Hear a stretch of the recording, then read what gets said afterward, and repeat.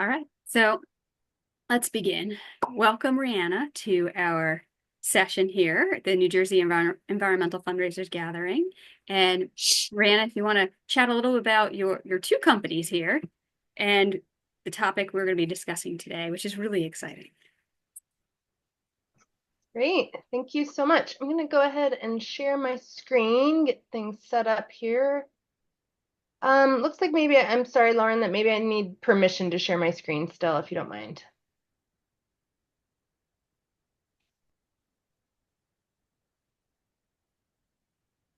Aha. Okay.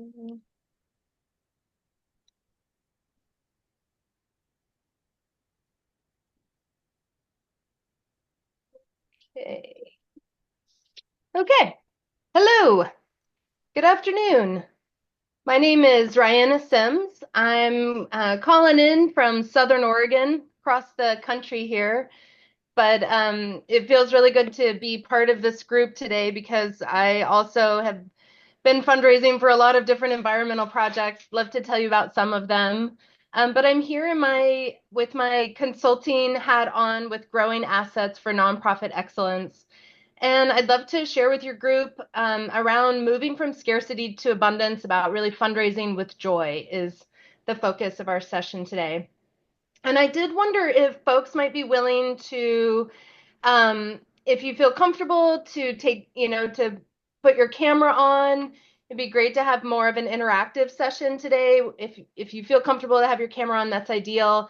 And I'd love for us to be participating in the chat and really have more of a discussion among peers. We've got some prompts and some things for you to think about. And I feel like the more that we share together, the more that we can kind of go deeper with the content and really come up with some interesting and dynamic solutions. So invitation there. So I work with growing assets for nonprofit excellence. There's the map of Oregon there. We're down in the very southern left corner in Jackson County. On the screen there, you can see my colleague, Brooke Knuckles. And Brooke and I have been, both of us separately, in the nonprofit sector for over 20 years. We've been in all the roles from volunteer coordinator to board member to fundraiser development staff. Um, we've done it all with nonprofits. And as we saw in those different roles, we really started to see trends and needs in the nonprofit sector in Oregon that we felt like that we could support with growing the capacity of those organizations with training and some, growing some skills. So we take a unique approach, and that is really we focus on assets. So we take an asset-based approach. We really focus on the assets of the organization, of the community members and the team members who are making that organization go. We also take a community-driven approach. So we really go we live rurally in Oregon, and we have a lot of rural communities here that are geographically isolated. And so for us in Southern Oregon and in rural Oregon, it's really important that the community is at the center of the work and that we really go at the pace of the rural community, which sometimes is hard. But we feel like that generates a lot of trust and buy-in for the work. And we are professional educators, facilitators, and nonprofit wranglers, we say. I have a master's in adult education and botany, and I am also a professionally trained facilitator through several different training facilities here in Oregon, the CISPAS Institute and Oregon Humanities Foundation. So I've also been raising money in the environmental sector for many years. And so that's part of why when Lauren reached out, I was really excited to connect with your group because I was like, these are my people doing great environmental work who are raising money for this work. And so thank you. Thank you for your service to your community and for the impacts of your work. It really, really matters and will continue to matter. So some of the environmental fundraising that I've participated in most recently is in my role with Cultivate Oregon, which our purpose is to empower responsible food and farming. So we've raised money for, we really work hard to keep seeds at the center of the food system and those conversations around environmental issues and food. Often seeds are overlooked or left out. And we are in a world-class seed growing region here in Southern Oregon. And so this keeping seeds at the center of our work is really important to us. We're part of the Heritage Grains Project, which is helping to get different hard to find and grains available and cultivated in the food system here. And so we've been raising money for seed cleaning equipment, threshing equipment for those grains, farmer education around regenerative agriculture and healthy farming practices or climate smart practices, depending on your framework. And then we also support seed swaps and seed protections. So actually Jackson County is in a non-GMO county. So it is actually the voters passed a bill saying that we did not want GMOs grown in the county. 66% of our county voted for this. And so we take it really seriously that we protect that seed, our seed growing region, and really highlight grains and seeds at the center of our work. I'm also a farmer, so I have myself, I'm the owner and operator of Verdant Phoenix Farm and Nursery. We're a 10-acre certified organic farm. It's really, I've been raising money for soil health research and also for shared equipment among farmers. There's a real lack of equipment for farmers to access in order to implement regenerative ag.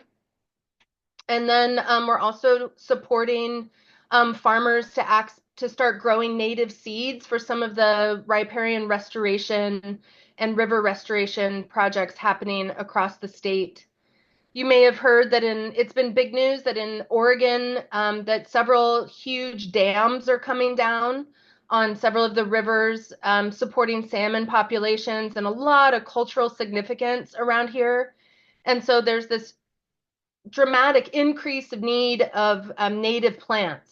So we're trying to connect the restoration communities with the farming communities to have the farmers grow more native plants for those restoration practitioners. So just wanting to share just a little bit about some of these projects in hopes of, I'd love to collaborate or plant some metaphorical and literal seeds with you in case those are of interest or inspiring to you. But these are just a couple of the areas that I've been raising money in the environmental sector recently.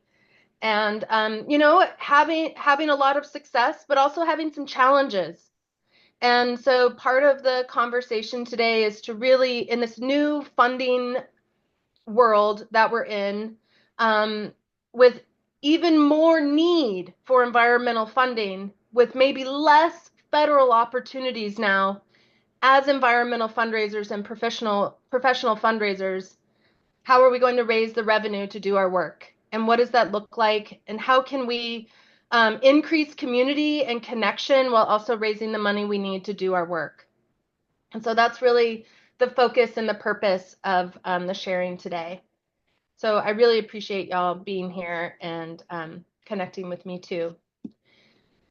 So I'd love to start with just the root words of what we're talking about so that we all have a clear understanding. I feel like this is part of, diversity, equity, and inclusion is really making sure that the words we use are accessible and that people feel included in this work. And so when we talk about taking an asset-based approach, that's part of what we're going to be focusing on is how do we look at the assets of our organizations in order to really bring in abundance and raise money. So, assets can have, a clear economic definition there at the beginning, but I love that it also includes the expectation that they will provide a future benefit. And that piece is important as well as a person or thing that is valuable or useful. So we're really stretching and growing the definition of asset to incorporate many different future benefits. So with this, I'd ask that we really use this opportunity to think and plan and dream and scheme together, that I would really ask you to take this kind of asset-based approach in this conversation, that we're really moving towards this empowering, we have these assets instead of always thinking of we need or we don't have. This isn't especially, I think that this is extra important these days with the federal funding freeze and some of the challenges that fundraisers and nonprofits are facing, is to really take this asset-based approach so that folks feel a sense of empowerment and encouragement and yes, we can, si se puede, you know, we can do this. So I'm inviting you to kind of put on those glasses for this conversation.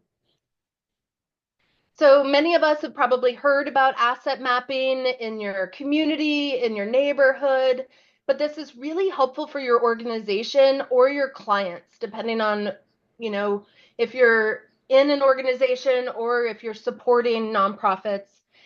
Asset mapping is really, the purpose is to recognize and utilize those skills and talents of your team and to really expand your understanding of team to include your board, all of your staff, and your volunteers. Oftentimes when we hear asset mapping, it often stops at the staff or we'll go part way with the board. But when we really want to open the doors in that asset mapping to include all of your volunteers, because that is the true treasure and wealth of an organization, are really looking at those three communities that support your organization. So it's around really bringing your interests and your passion to the table or to the work, and sharing about your affiliations or connections. And what I've found over time doing this with many nonprofit clients is that you really have to ask a couple of times these questions.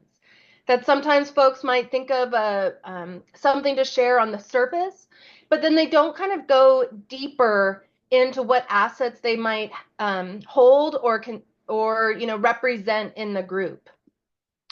So I'm going to, this afternoon in our time together, I'm going to walk us through some of this asset mapping. And I really encourage you to take out a piece of paper, or if you've got a little document opened, and I would love for you to participate in this, because sometimes we don't even know what our assets are until we've been asked about them.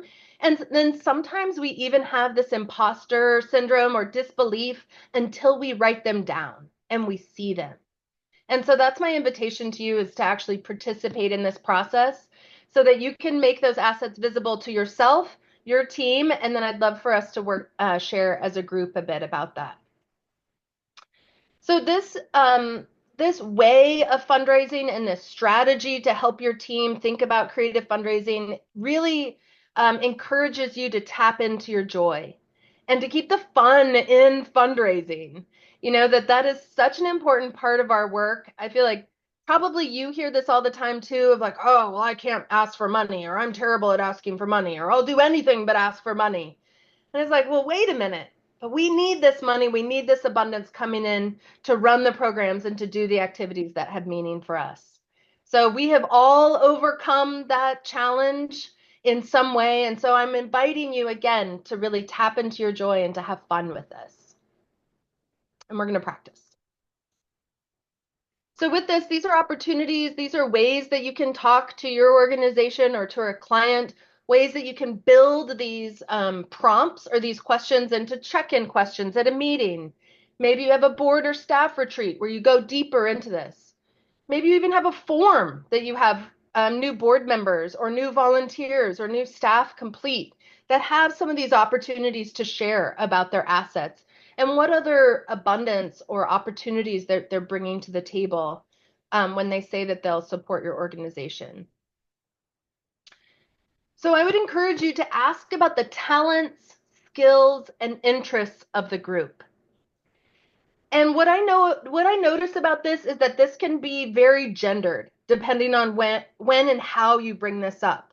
That in some cultures and for some folks, it is considered very rude to brag about your talents or your skills or your interests.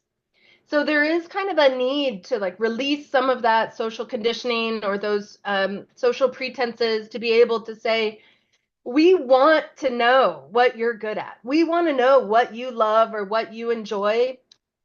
Sometimes I might ask about a hidden talent or skill, something's hidden that folks might not know about you already. Again, we're trying to scratch beneath the surface, not just the, well, I like working with people. Well, good. Okay. Well, what else do we have there? How else do you spend your time? What do you do on a Sunday in the afternoon that you have the day off? Those are kind of the things that we want to know about a little bit deeper in. So what do you enjoy doing in your spare time? Sharing about your talents or skills or what you went to school for or maybe you've taken a class in the community about something different. So again, we want to know about their resume, but we want to know deeper than what's on the resume. These are some of the intangibles and the things that might not come to folks' mind right away. And then, especially if folks are retired, asking them about what their career was in, what their trade was in, what type of work they enjoyed, because that might really help you to place that volunteer in a strategic position in the organization to really get a lot of great support. This can also look like, we supported one nonprofit. We were doing this work, and it turned out one of the members of the board was a ceramicist and loved making ceramic mugs. And that was like their love. And they didn't really sell them. It was just an act of love. And we were like, wow, how can we raise money with, with that asset there? So I'd love to pause and just invite you in the chat to, if you'd like to share any of your talents or skills or interests or something that your board or staff or volunteers maybe surprised you in any of their talents or skills. I'll just take a moment, see if anything percolates from the group. Nice, I love this. One of our board members makes cranberry sauce. Awesome.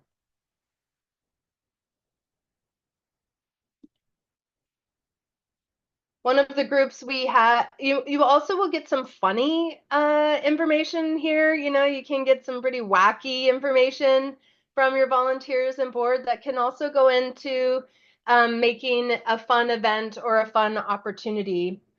We'll keep going a little bit. Let's see. Oh, let's see. Oh, good. Somebody else. Cool. An annual auction. Lots of board members and friends sign up to host dinner parties. Love it. Yes. Home chefs. That's great. Or do house tours because they live in historic homes. Really great example. Yeah, we've had folks say, I love doing themed parties. And we're like, wow, yes, themed parties. Love it. Loves to make eggnog ice cream. That actually sounds really delicious.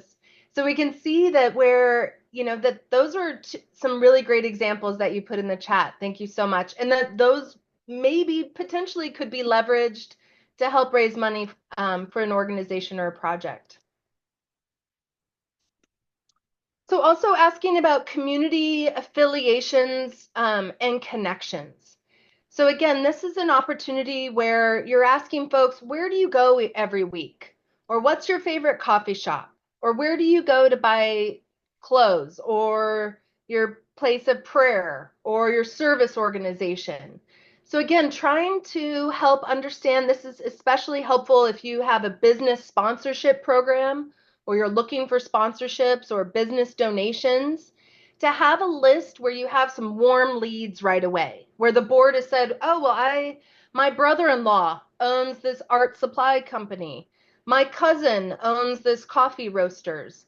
That having a tidy list of those kind of warm leads or those community affiliations or connections can make that donation procurement so much easier as a great place to start, but then can also help create an opportunity where maybe those folks will display a poster or will maybe they have ads that they send out to their email and they might send one of your programs out. So those relationships could be leveraged in a lot of different ways, of course, with respect and with appreciation being shown each time. So really asking your board, staff, volunteers, well, where else do you volunteer? Oftentimes people will volunteer at more than one place. even if they try to downplay it, oh, well, it's not much. I only walk dogs once a month. Oh, well, okay, you have a connection with the Humane Society, or a connection there that could be a good opportunity. Asking them again, where do you go every week?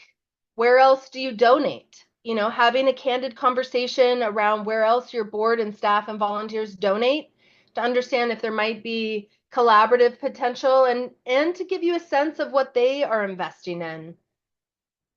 Again, those business personal relationships with the businesses and then the professional associations. So like in the example there where maybe you have folks who attend Rotary meetings, or you have folks who have children in school. Well, those are huge opportunities to not only get the word out, raise support, but also potential place for donations and financial support coming in. So I'd love for you to take a moment to just think about if you have any examples of community affiliations or connections that have either supported your organization or that you found interesting, um, or a community affiliation that's been an asset to you or your organization. I'd love to hear from the group.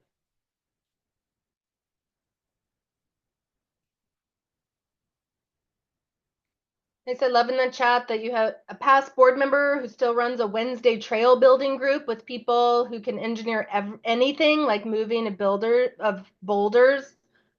Treasure trove. Great job seeing the asset in there and those connections.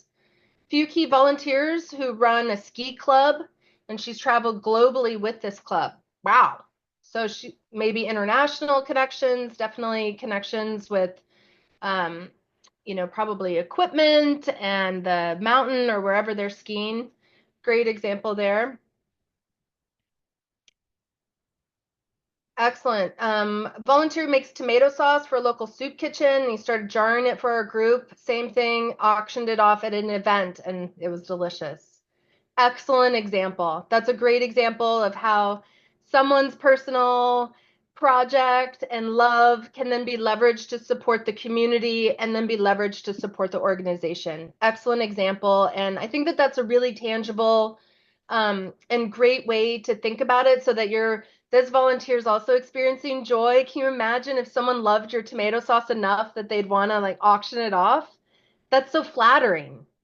And so I think instead that this also creates an opportunity where we might sometimes feel like, oh, we're asking for so much, or we're asking, but actually this feels more like an invitation for people to do what they already love and support an organization that they love. So to me, this feels like a win-win to folks in the community.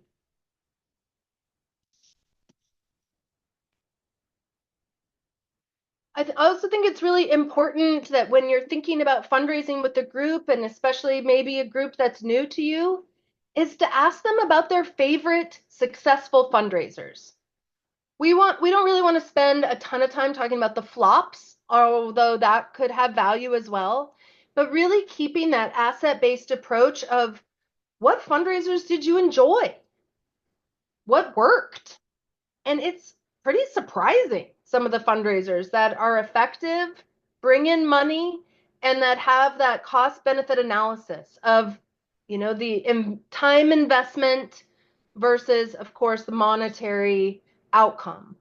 And so we're all, as fundraisers in program and event, we're always weighing this, right? We're always trying to juggle this. And so asking your board members, asking your staff, your volunteers, well, what's your favorite successful fundraiser? And you might be surprised at what they say. And so I would ask that to the group. What's your favorite successful fundraiser that you've done or that you've seen or that you've attended?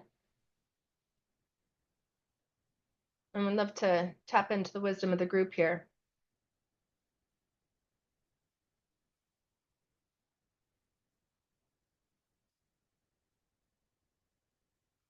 One of the successful fundraisers that a couple of them that I was surprised that I'll share about.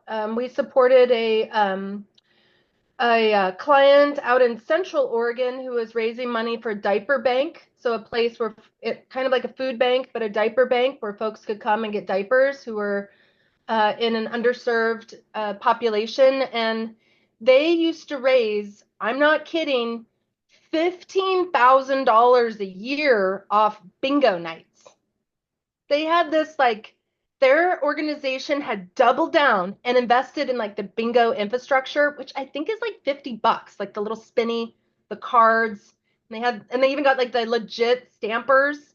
And they were raising thousands of dollars every bingo night. And then they started to add in some value added, right? So then they started serving coffee. And then they had a little bake sale with it. And then they were having, cookies and coffee and bingo. And then suddenly they increased that they raised on their budget. They would allocate 25 to $30,000 from their bingo events.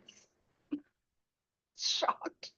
We were writing grants for them at the time, and we were like, are all these zeros correct? And they were like, oh yeah, we raised about 30 grand in bingo. And we were like, oh my gosh, it gave me so much more respect for bingo.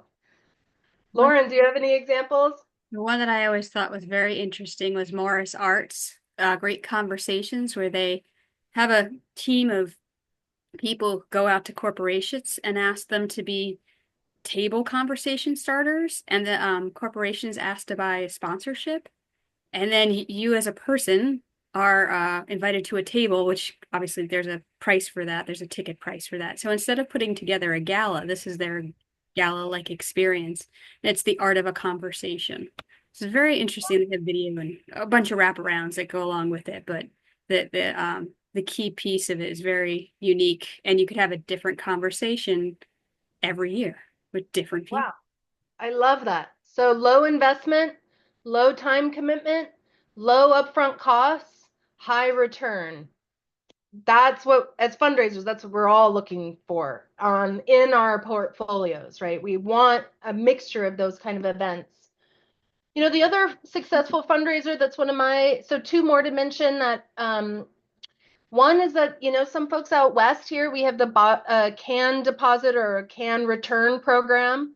And so one of the schools that we supported with fundraising, they started having their students and faculty return bottles and cans. So simple. And they just all put it into the same, digital account. They've raised $3,000 just having children return. So zero labor. They've sent out 2 emails. The children are doing it. Families are automatically doing it. It's completely passive income, and they've already raised $3,000. Really great. The other example was that we had worked with clients who they loved animals and loved children, and they were trying to raise money. And so they actually did a pet costume parade and had some sponsorships and they tied in the restoration community by having the little walk that the dogs did at one of the parks that had just gotten a bioswale. So then everybody who attended saw the bioswale.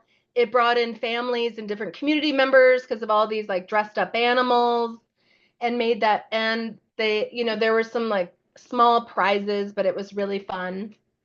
Um, so just some different kind of out of the box fundraising ideas that that the organizations, they said, these are some of the things we already enjoy. These fundraisers already work. We're going to do this. And off they went.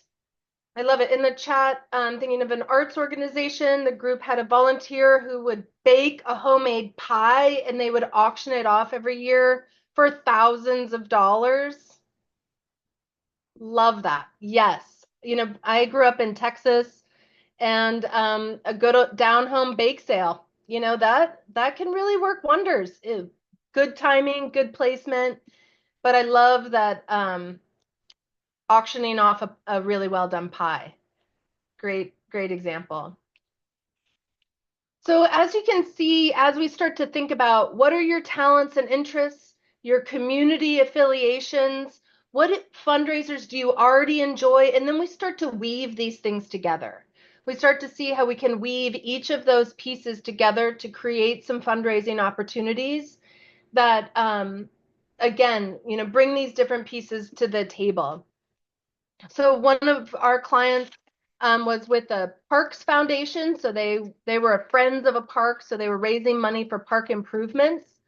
They were an older group of folks, older generation folks who they just weren't sure what to do to raise money for their park. And we went through this process and they identified they love being outside. They were two artists in the group, and one was a bike mechanic.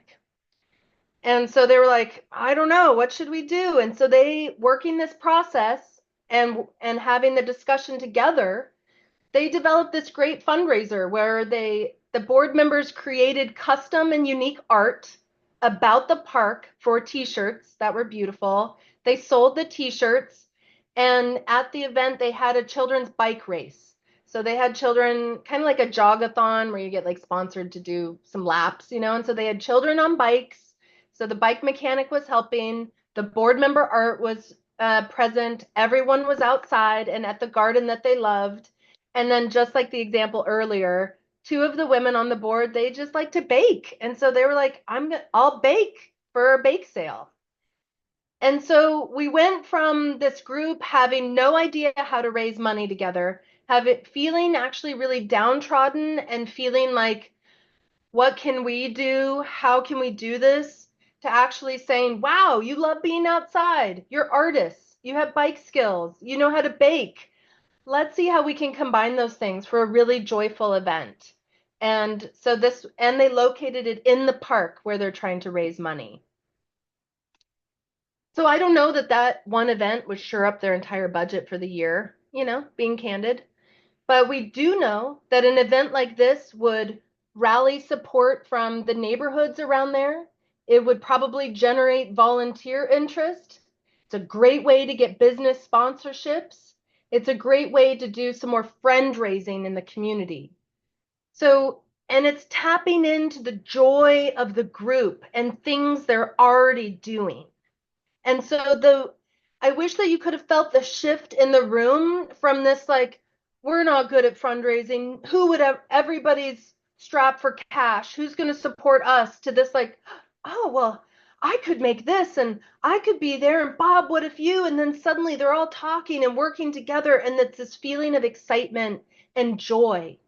And I think that as fundraisers, that's part of what we want to bring in our pitch, but it's something we want to help our organizations and our clients to feel, is that let's do what you already love on behalf of an organization that you love.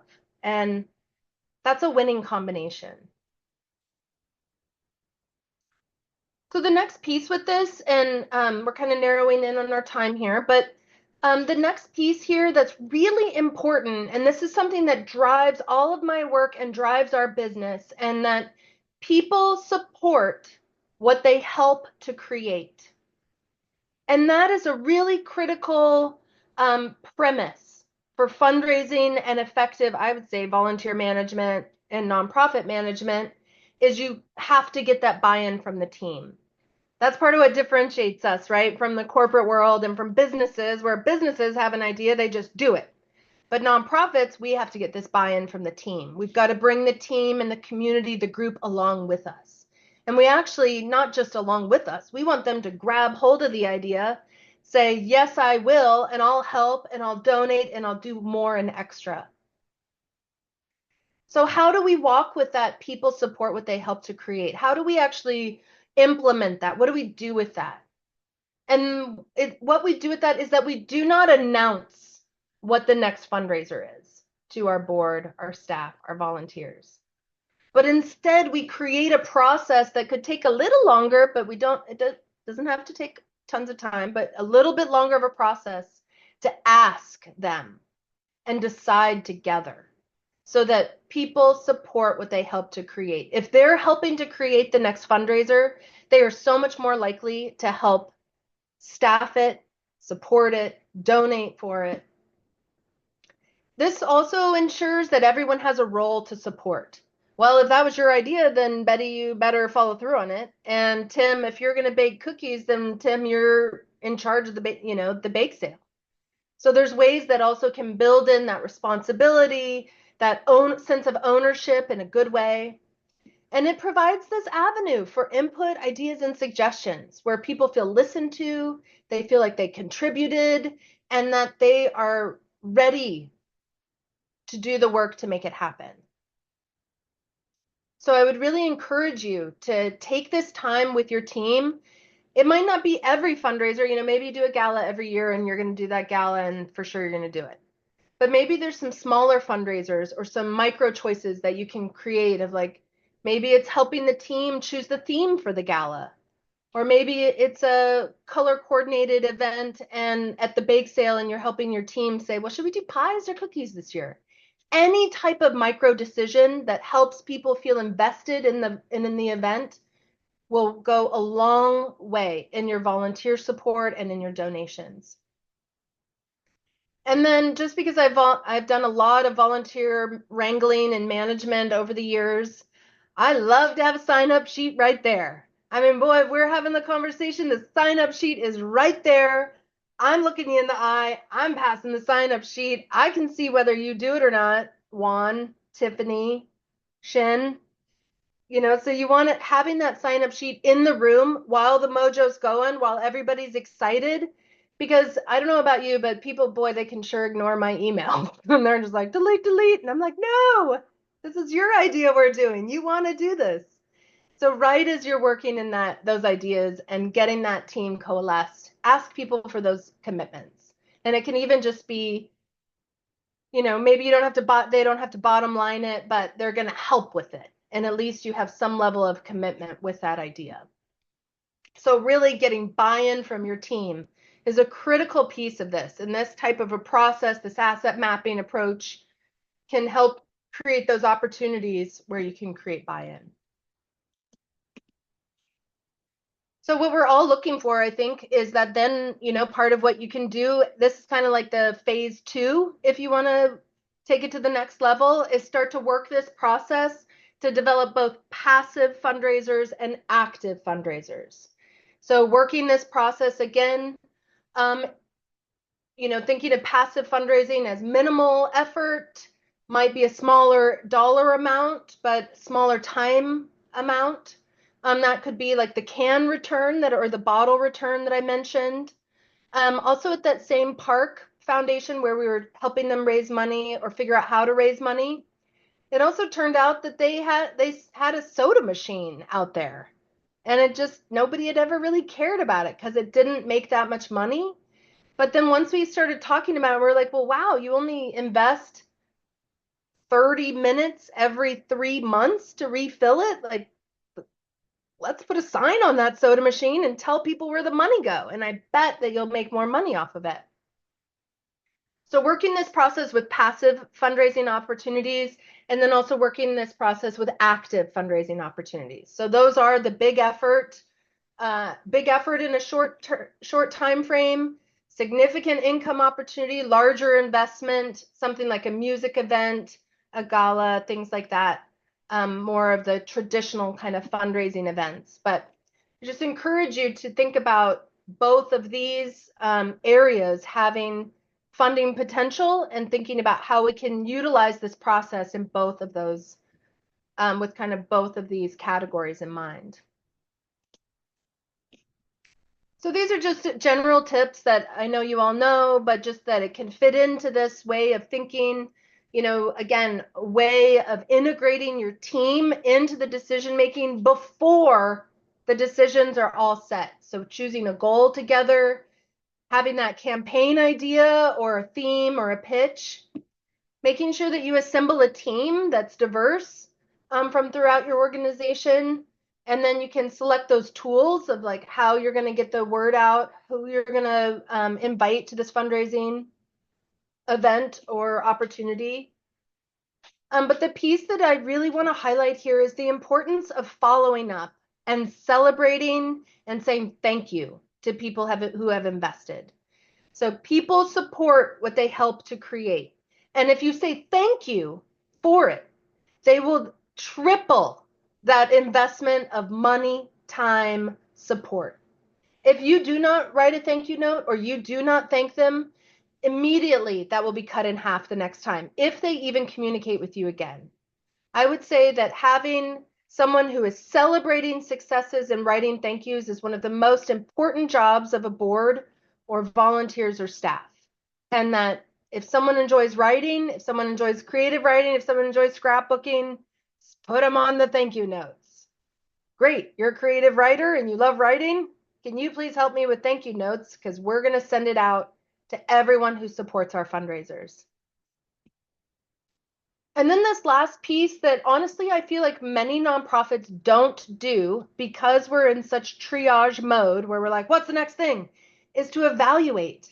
How was that fundraising effort received in the community?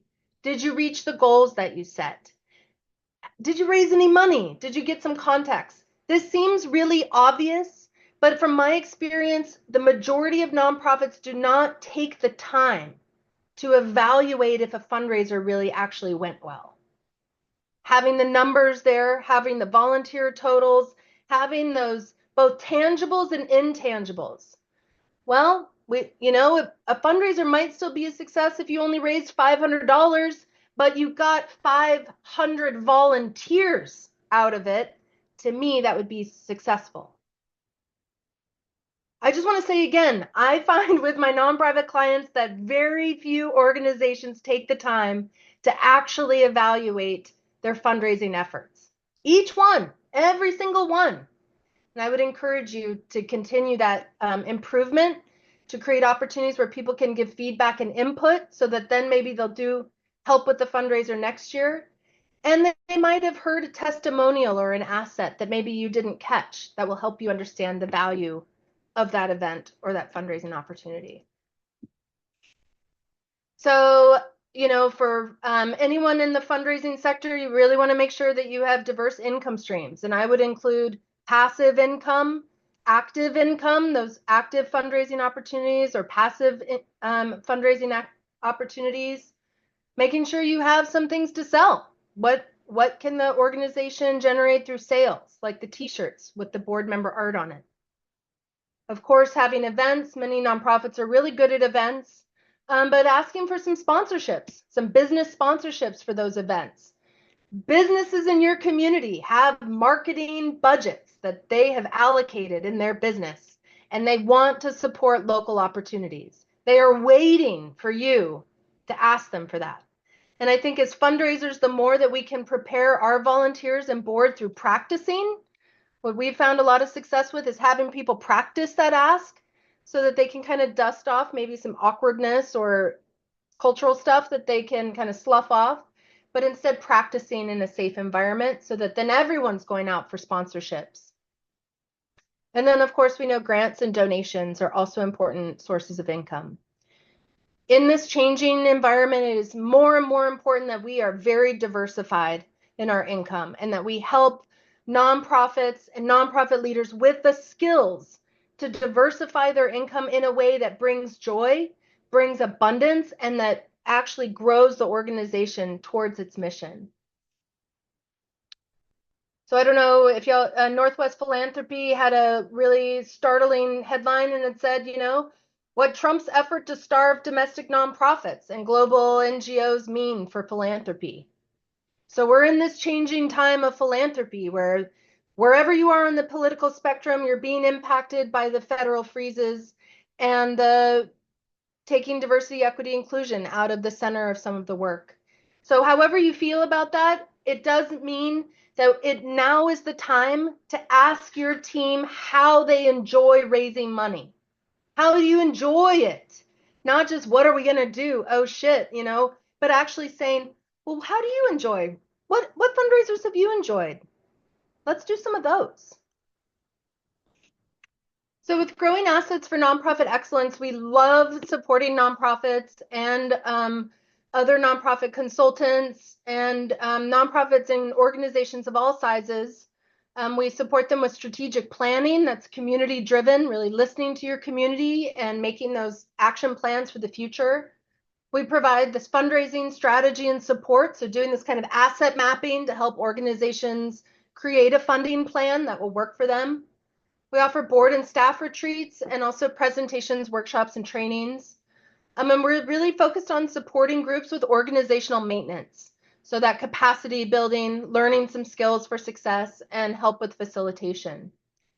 So if there's any ways that we could support your organization or your group or ways that we can collaborate, even though we're, on different sides of the country, we're doing similar work and our values are the same in that this is the one earth we have and that we need to do our best to protect it, and that the environmental community is going to be faced with a lot of challenges, and we really need to be ready to raise money and have a lot of diverse opportunities to bring that money in. And so if you're ever out in Oregon, we'd love to visit and host you out here. And if there's any opportunities that myself or Growing Assets for Nonprofit Excellence can support your work, please do let us know, because we are all in this together. And when we all share and we all support each other, we're that much stronger. And so please consider me a resource and a source of support. And I just want to say thank you to Lauren for the invitation to share today. And I appreciated each of y'all being here. And we can continue the conversation. If you have any questions or anything you'd like to add, please feel free to put it in the chat. But let's keep the joy for ourselves and for our clients and organizations. Let's keep the joy in fundraising. Let's do the things that we love to bring in the abundance that's needed to actualize our missions and to do the work that's needed in our communities. So hopefully these tools will be helpful for you in that journey. And if Growing Assets can support you, we're here for it.